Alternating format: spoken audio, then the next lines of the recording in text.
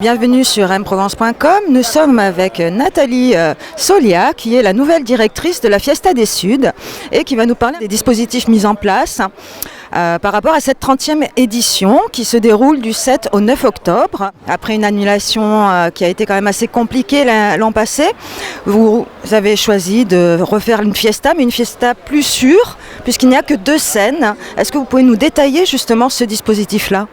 Alors oui, habituellement, en fait, quand les gens viennent à la fiesta, ce qu'on avait à cœur de reproduire, c'était les déambulations, les recoins qu'on pouvait découvrir à droite à gauche. Là, cette année, on a un peu abandonné cette idée dans l'esprit d'ouvrir totalement le J4 pour permettre au public de circuler relativement librement, parce qu'on est quand même en concert, donc forcément, à un moment donné, les gens seront un peu collés serrés, donc il faut qu'ils puissent respirer s'ils ont besoin de respirer, et c'est le but de l'aménagement qu'on a choisi cette année. À l'entrée du festival aussi, cette année, pour développer un peu cette idée. En fait, ce qu'on a choisi aussi de faire cette année, c'est d'ouvrir les portes beaucoup plus tôt, le jeudi à 17h30 et le vendredi et samedi à 18h30, parce que forcément les gens vont arriver de manière beaucoup plus fluide, petit à petit. Ça va éviter d'avoir des files d'attente énormes à l'entrée du festival, et on aura bien évidemment le dispositif de contrôle de passe sanitaire avant le contrôle des billets, et la possibilité aussi pour le public de se tester sur place avec une tente spécifiquement avec un dispositif de dépistage Covid. Oui, ce qui permet au public d'être rassuré justement pour les conditions sanitaires. Et donc cette édition-là, il y a quand même un engagement très fort qui a été fait pour la mixité entre les hommes et les femmes, puisqu'il y a beaucoup de femmes artistes qui sont programmées.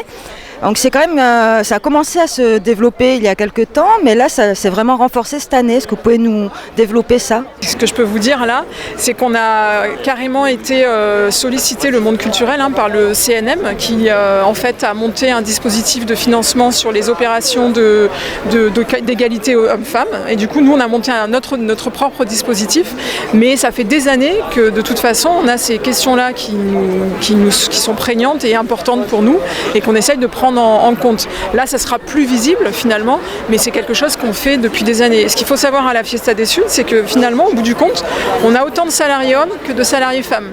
Alors ce qui est marrant aussi, c'est que chez nous, les postes d'encadrement et de cadre sont occupés plus par des femmes que par des hommes. Donc on a des difficultés.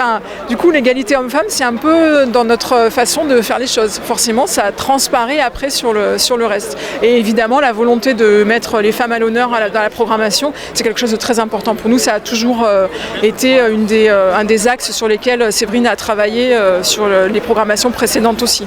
Oui, ça commence par une femme, c'est la Chou, et ça se termine par une soirée avec des DJ femmes marseillaises. Et on est très contente de les accueillir. Et par contre, c'est un homme qui a fait la programmation d'ailleurs. On est vraiment dans le mélange, quoi. On n'est pas on essaye de décloisonner un maximum toutes ces histoires de genre en fait. Et pour parler de décloisonnement, justement, il y a aussi un décloisonnement par rapport au public, puisque la politique tarifaire est quand même assez basse par rapport au nombre de concerts qui sont proposés par soirée.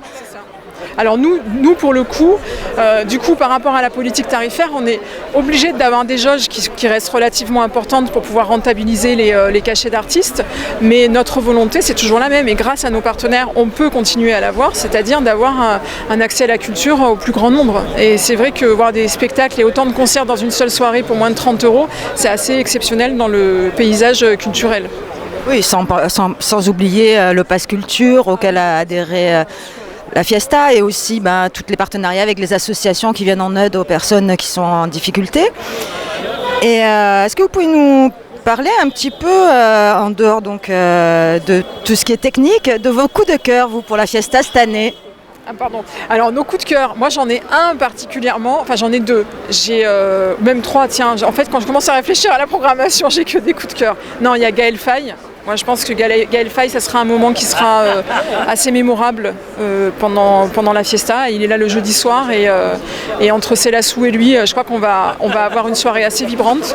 Après, moi ce que j'aime bien, c'est le dispositif que Séverine a choisi de mettre en place avec Instrumentarium, où en fait on a une deuxième scène qui n'est plus vraiment une deuxième scène, qui est une espèce de petite surprise au milieu du J4, où on va se retrouver en fait avec des shows qui sont très vibrants et percutants entre chaque interplateau de la grande scène. Et ça, à mon avis, ça va surprendre tout le monde et les gens vont l'attendre, je pense. Et enfin, Balthazar, le samedi soir, moi ça fait quelques années que j'écoute ce groupe et que Séverine n'avait pas réussi à faire venir, et ça fait quelques années qu'elle écoute aussi, et du coup là on est très content de les avoir parce qu'en fait c'est des vrais rockers. Donc on va voir, mais je pense qu'ils vont bien nous remuer la scène de la fiesta.